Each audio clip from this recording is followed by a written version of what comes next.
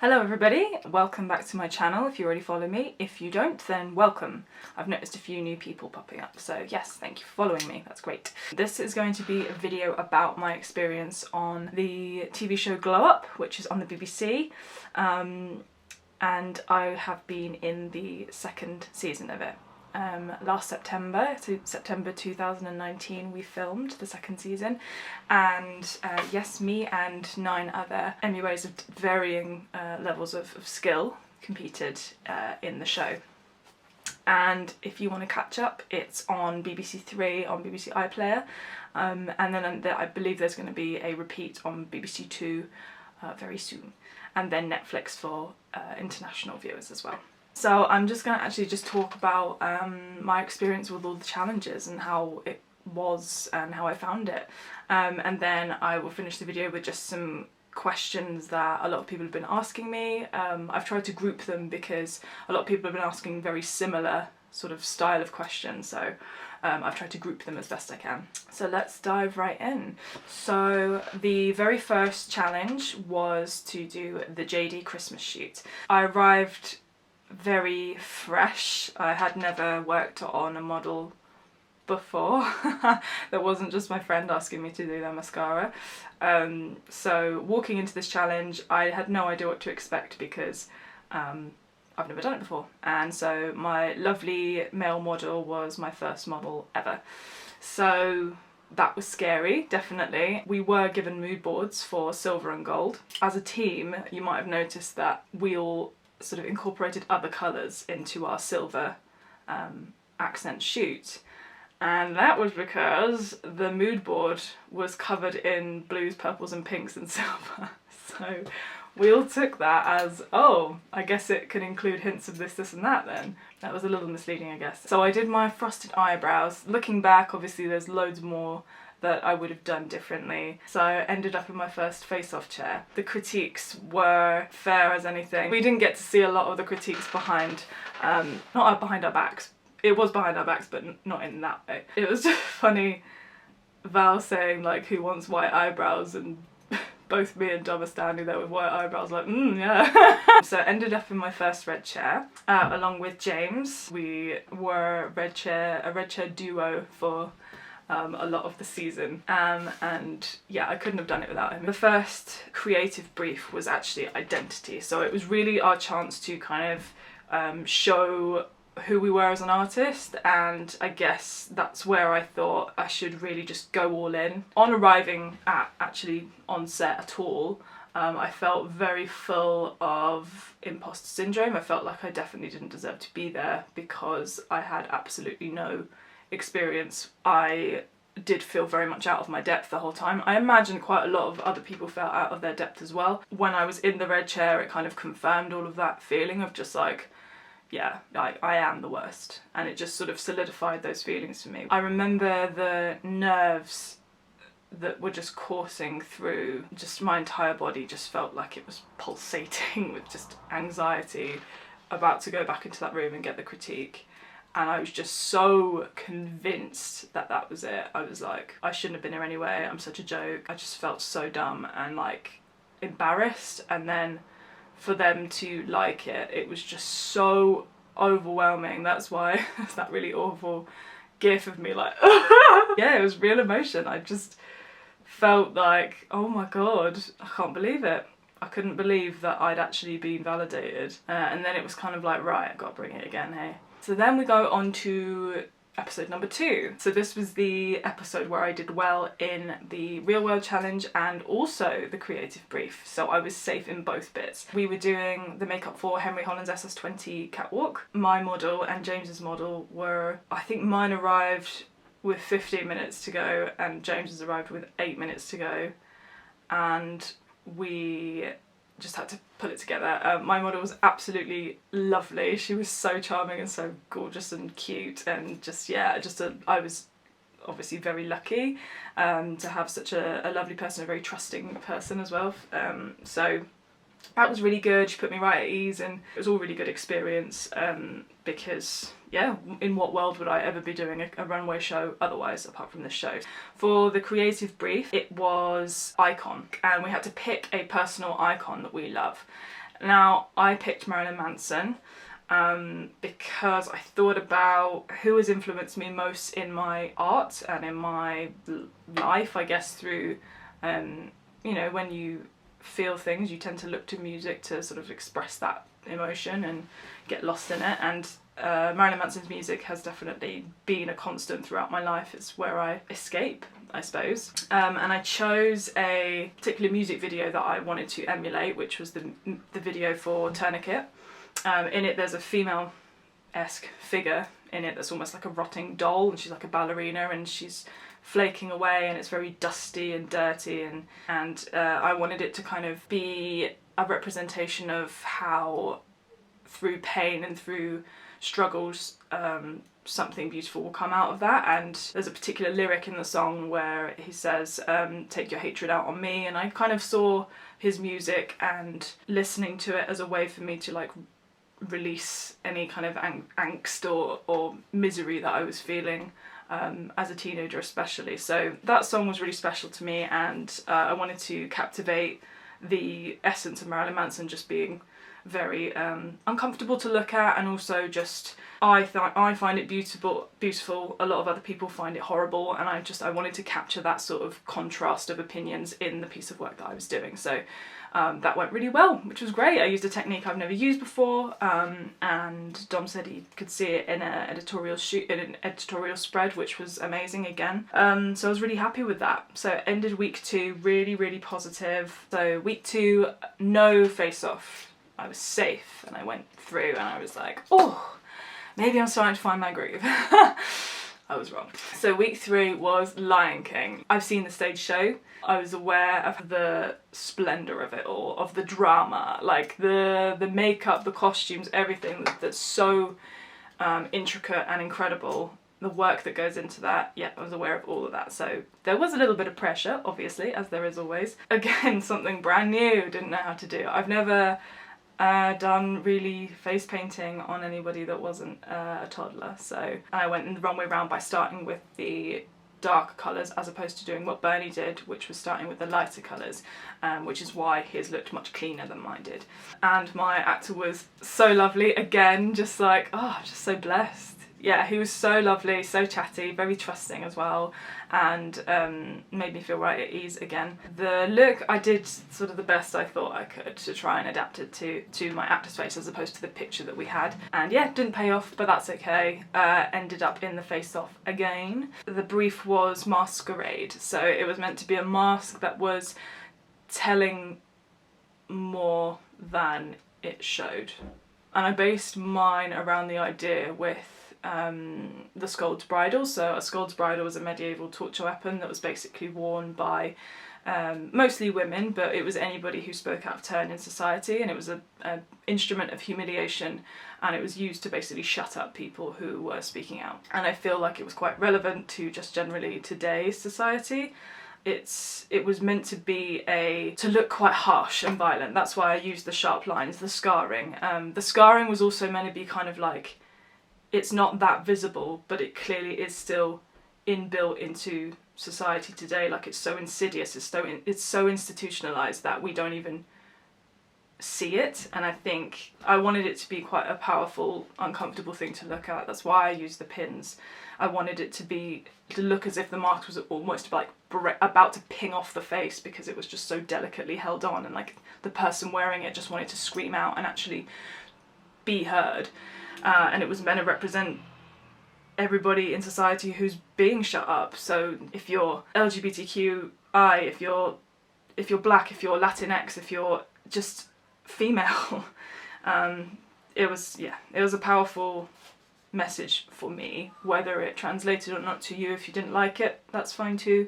But yeah, that was my most passionate brief. I think that was the one that I was just the most proud of. Zach, my model, was so incredible, so patient, even was just like, because the pins are obviously not stuck in his face, they're balanced in silicone, so they're just like literally hanging there, so all you have to do is just hold them, like balance it on your finger, and eventually the silicone will dry around it. It's nowhere near his skin, so he was even holding them, which was great. He'd already been warned about what it was, so he was very on board with the whole thing. So I really appreciate that, thank you.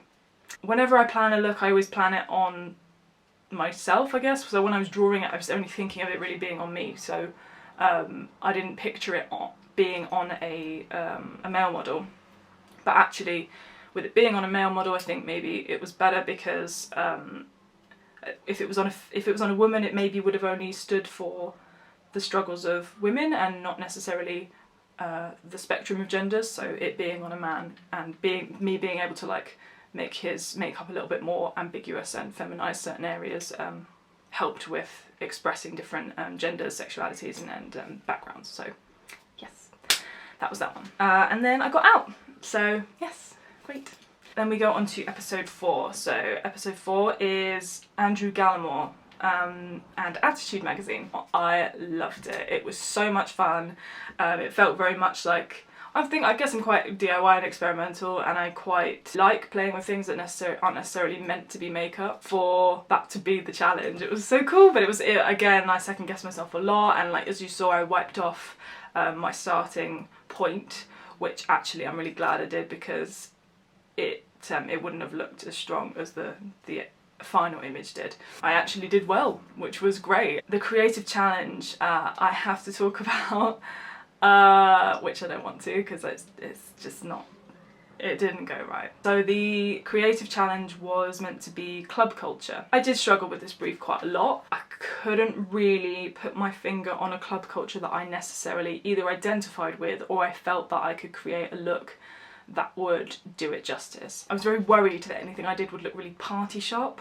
Or like if someone was to say, do your makeup like a hippie, and it would be like some circle glasses and a flower wreath and someone being do you know what I mean? A bit party shop, and I just was very worried that I would pick a club culture, do something, and then people from that culture part of that subculture would look at it and be like, we don't look like that. And I overthought it massively, changed my idea so many times.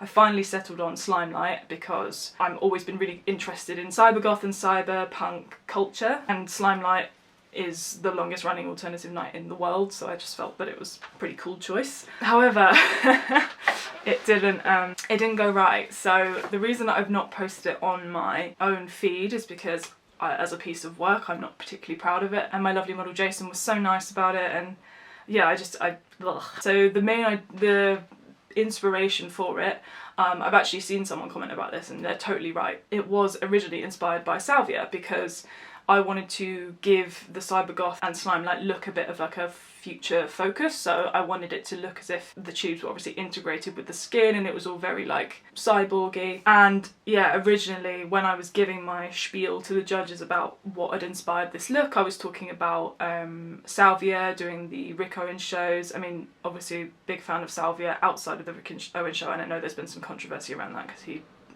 nicked her work, but anyway. So it was really inspired by Salvia and the cybergoth background. However, I've not really spoken up about it because I'm not proud of it, and if I'm gonna do something that's inspired by somebody I admire so much as Salvia, I want it to be good, and I don't really want her to see it. That's why. So yes, if you're wondering if it was inspired by Salvia's work, it was. I just didn't really want to share that online under the image because she might see it and it's not good. Val really likes Rick Owens stuff, so it was, when I was talking to her about it, she knew exactly who I meant, but yeah, it didn't pay off. We also need to talk about Michelle Visage. Oh my god, the only thing I've ever shown Michelle Visage is that. Yeah, and that's all she's gonna know me for, which is really cute, really great. I'm so glad that happened. Yeah, she's stunning, she smells amazing, and she's just everything I ever thought she would be. We had no idea, so like that surprise reaction, me and James, I just was so flabbergasted, I couldn't believe. And then it was like, oh my god, she's gonna rip me to shreds. Obviously you judge Drag Race, like, what are you gonna think of me? I don't know what I'm doing. And I wanted to impress her so bad and it just didn't pay off. But then I did end up going into the Face Off, which was my first one, and it was horrible, and lovely Brandon went. So yeah, that was not nice. Episode 5, My favourite thing, we went to Holby City and we did special effects. I've never been shown how to do it properly before. I've never played with latex or silicone or any of those things that make the actual wounds that are used on the tellies and on films. It was just everything I hoped it would be. I loved every second of it and I fell in love with it. And to be honest, yes, I left off the second prosthetic, but you know what? I was so happy with what I'd done anyway. Megan was so knowledgeable, so helpful, so patient, showed us how to do every single thing. I've even still got the notebook with all the, I literally wrote every single thing she did down. Literally showed us from start to finish how to put it on, stick it on, dissolve the edges, colour it properly. The colouring process is so interesting because skin is made up of so many different tones like greens, blues, yellows, obviously reds, and then you spray it on really fine translucent layers. And yeah, it was really interesting. I was so absorbed in what I was doing and just feeling that. That's the first time I ever felt that. I fell in love with something that I'd just not done before and it was great, and I'm just going to try my hardest and practice my hardest to just hopefully work in that industry because it was great. I thought that I'd done well. The process that was going through my head was like, I've only got really like a slight advantage in one thing, and that's special effects. So if I don't win this challenge, there is nothing else I'm going to be able to win. So when Megan said that Ophelia and Eve had won, because their looks were incredible and so realistic, I just was like, I think there's the exact moment, we'll watch the exact moment where my heart breaks. Yeah, I was gutted. I was. I'm not gonna lie. Then we have the creative challenge, and the creative challenge this week was nightmares, phobias and fears, and I picked something that I thought would be A, quite Instagrammable, B, genuinely makes me feel sick, and C, I knew I could maybe use my strength to, which was DIY. I've used glue gun glue at home before, and at university in foundation year I used glue gun to like make little sculptures. I used it on dresses to add like beading and stuff because I was cheap. I practiced making a little facial piece that would look like holes, and it worked. And I was like, oh my god, I could do this. And actually I spent so much time blending the edges on that. I was so pleased with how it finally came out. I know the colouring maybe was a bit cartoony, but in terms of actually applying it to the face and seeing where it starts and finishes, apart from around here where I put my little wasp on it, I was really happy with it. I am really afraid of wasps and bees because when I was a kid there was a wasp's nest in my wall, and at night time I could hear them eating the wall, and it was like, it was horrible. When I was a toddler, like one of them got in to the bag that my mum kept my nappies in, and she changed my nappy, and one had like gotten in the lining, and obviously there was a sting and there was screaming. So I think really just deep down subconsciously I've just got such an animalistic fear of wasps. I think it's a phobia because it's irrational and I can't seem to control my limbs when I see one. I just run a mile. So that was, I wanted to combine the two, and I think it's because of the whole thing. I think it's like, I think they're in there. Like a wasp's nest, a bee's nest. Whilst other people might not find it scary, I hope they at least found it uncomfortable to look at, because that was the point. Meg, my model, was really on board. She also was trypophobic. Thing is, like, trypophobic doesn't necessarily mean like you're going to scream crying. Like, I'm sure some people do when they see holes, but it's more that you wouldn't have seen this or known on the show that I felt this way. But I was feeling very nauseated through the entire thing of actually doing it. It was horrible. My heart beats really fast, my hands are clammy, which made it quite hard to do. Meg wasn't really looking at herself in the mirror because she didn't like it either, so I got through it though. It was quite therapeutic. I now find it slightly easier to look at it. Then actually managed to get out of the red chair again, so yay, we are through to week 6. Oh my god. Week 6 was Strictly Come Dancing. We've got 4 different briefs, 4 different films to do. Mine was Austin Powers. Initially I was really excited because I love the Austin Powers films. I think they're all really funny. However, thinking about a makeup for it, I was like, huh. And on the brief it didn't say that the man was going to be actually Austin Powers, like with glasses and a wig on. I should have guessed that. It's quite silly of me really, but it didn't say that, so I didn't register it. So I was like, oh, what because we all needed to put makeup on both of them. We needed to make up 2 models. So I tried to match them both a little bit. My female model was stunning, and she was very like, she kept saying that she like used to, she was like, I was young in the 60s and flower power and all that, and I thought that was really lovely that she was like being so encouraging as well, which was really nice. And I kind of tried to do like it wasn't actually meant to be a flower, by the way. It was meant to be, in Austin Powers there's a lot of like those sort of lava lamp shapes, you know, where it's like splodges and colourful kind of psychedelic things. It was meant to be that.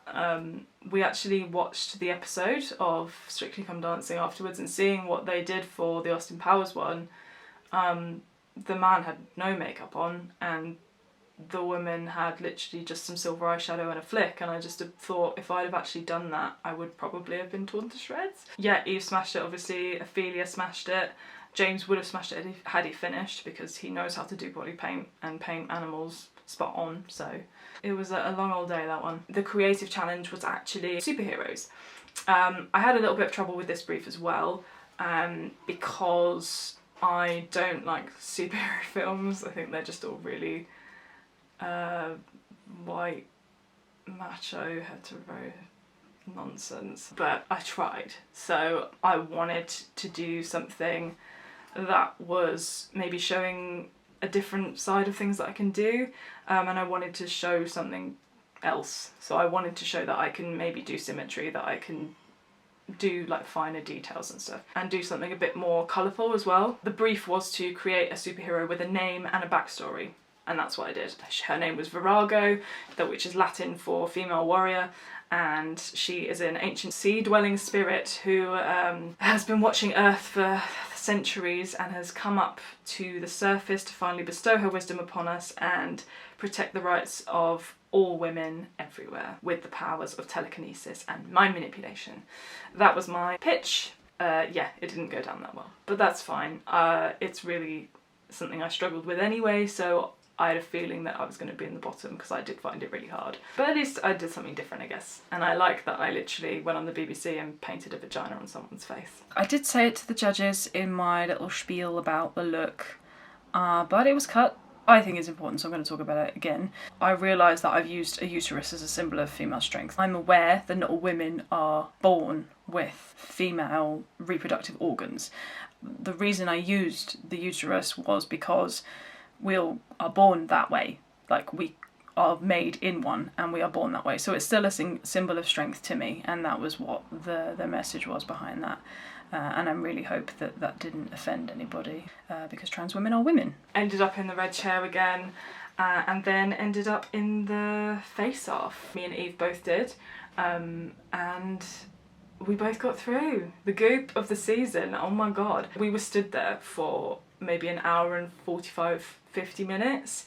It was a long time, and the debate went on, and it was just so nerve-wracking that we just were like exhausted. I did have a feeling, I was like, oh god, could there be a double save? They've debated for so long, like, really? Could this be it? And I just didn't believe it. Next is episode 7. Now, episode 7 is my last. It was Rankin, shooting with Rankin, and that was really cool. It was great to have sort of the whole control over the shoot. I went for a post-apocalyptic feel. My model again was so lovely, and she seemed really happy with the makeup, and she was happy to sort of work it, and she liked it, so I felt like we worked well together. And then during the shoot, I was getting a lot of positive feedback from Rankin saying like, great, yeah, looks fantastic, all really good, cool, yeah, and I sort of tried to take lead from that, and then hearing the critiques was a little misleading, because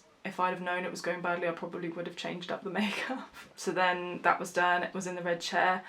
By this point I was like, look, I've been in the red chair for all episodes apart from episode 2. Like, the only thing I can compare it to is going to a group interview every day and then being told in front of all the other applicants why you're worse than everybody else, that's the only thing I can compare it to. And if you've had the experience of a group interview or just interviewing for a job in general, it is stressful because you do get a lot of turn downs, but not in front of everybody. I was emotional because I was exhausted. We had days where we would start filming at 5:45 a.m. and not finish until midnight. Emotions were high, and I just had about as much of trying to play catch up, always in the bottom, and it just was so demoralizing. So that was going through my head. And then watching it and hearing the comments about thicker skin, are you serious? Really? It wouldn't happen in real life. It's not a real setting. It's not like, this is a TV show. It's a reality TV show.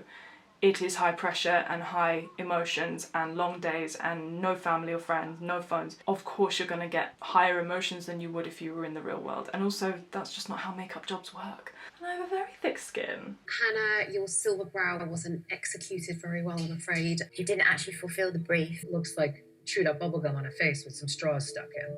The makeup ended up getting messy. There was a lack of attention to detail. It's ugly. What was she thinking? I don't know. And really, the concept wasn't on point. I mean, what the hell is that? It's less vicious and more vicious. So my creative brief, we were given elements and it was picked in the moment. So I got water and I felt like absolute garbage that day, and I just went with like, what does water mean to me? I think of rushing tides, I think of tsunamis, waterfalls, I think of like the noise that water creates, like that like rain. And the judges disagreed. They didn't think that water was something that could be destructive. They thought it was more tranquil. Difference of opinion, that's fine. Then I went into the face-off again with Eve, and this time again it took an hour and 2 hours for them to decide, and it was again a very excruciating process, but it was finally decided that I should take my leave. And I had absolutely done what I came to do. I came to learn, I came to experience, and I came to kind of provide maybe hopefully a different side of makeup, because, you know, makeup doesn't work in the way that it used to. There are so many other uses for it, and there are so many different ways to express your identity and your personality, and makeup is not just looking beautiful anymore.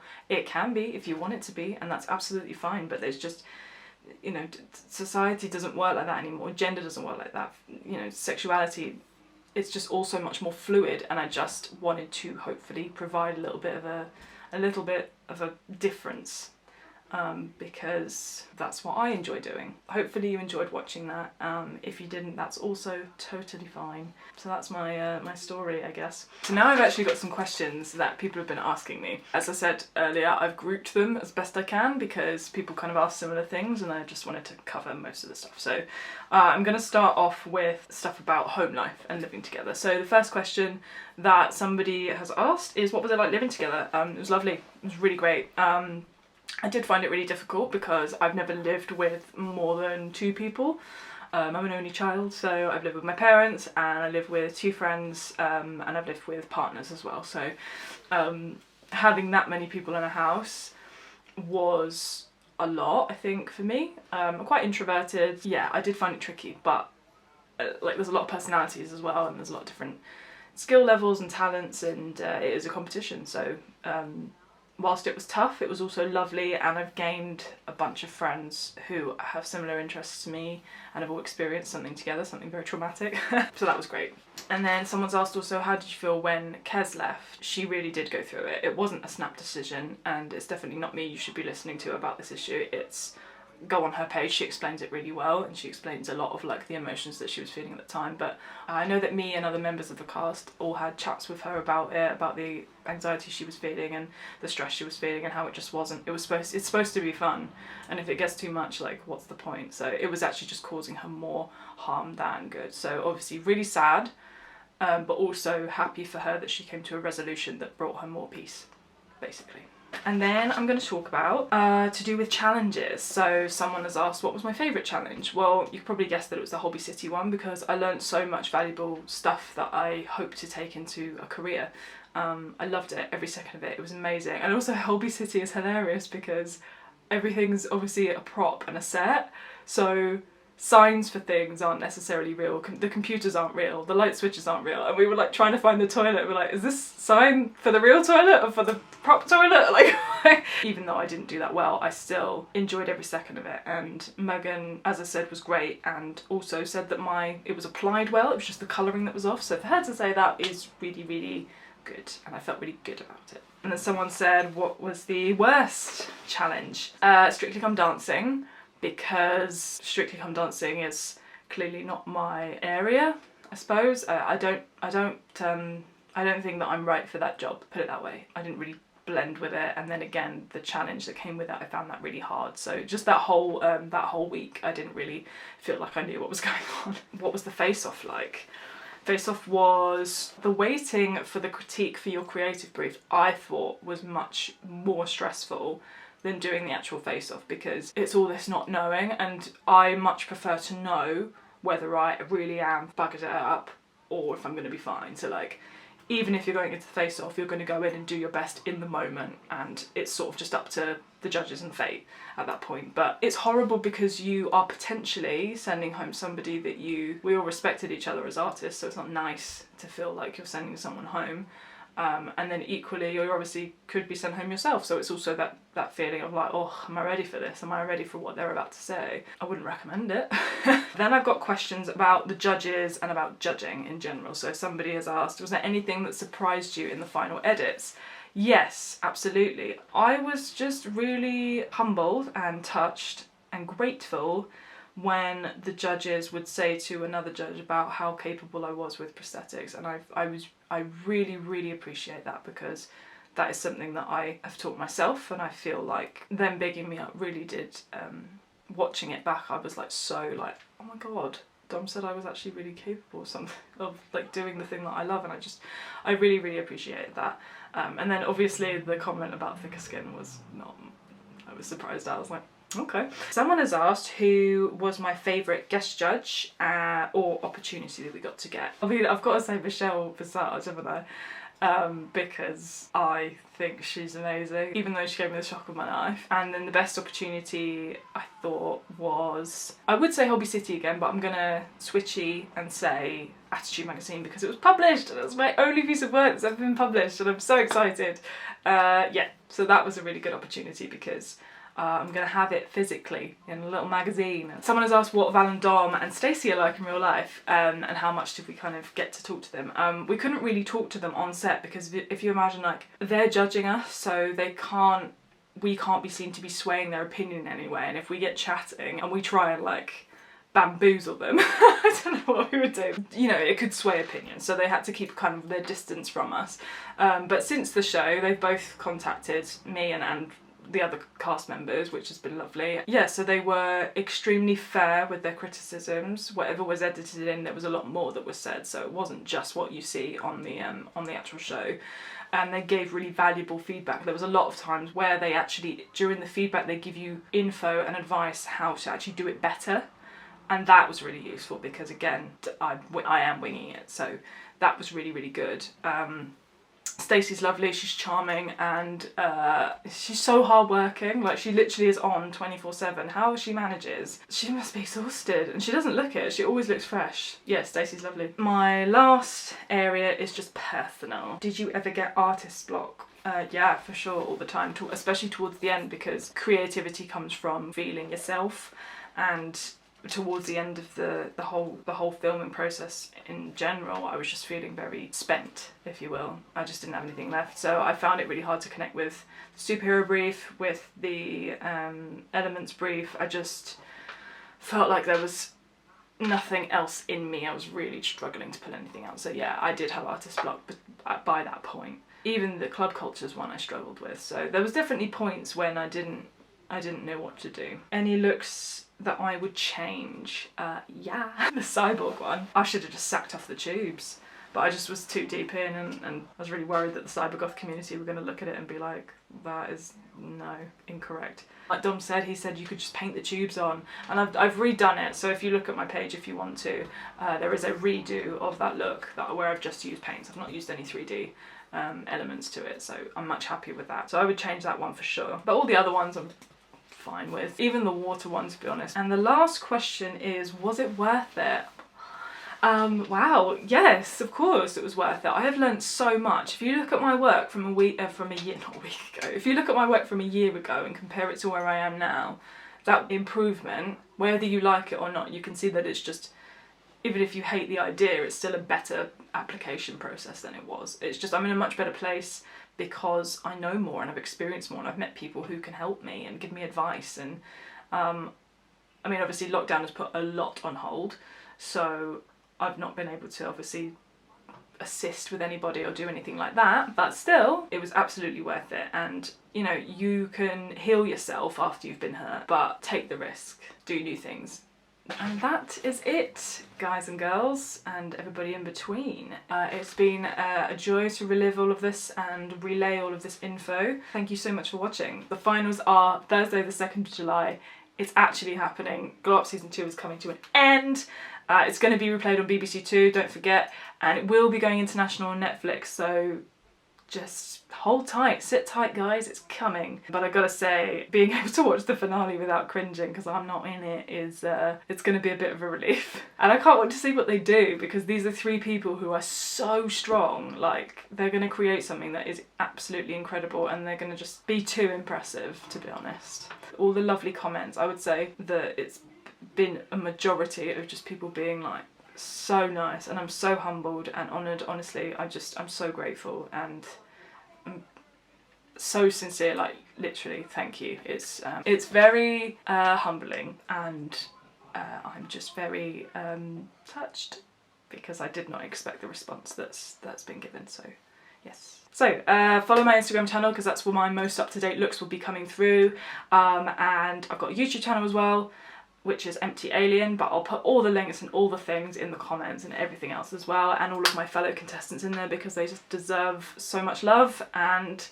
yeah, thank you so much for watching. Enjoy the finale and catch up on BBC Three iPlayer if you haven't seen it. Okay, bye, love you.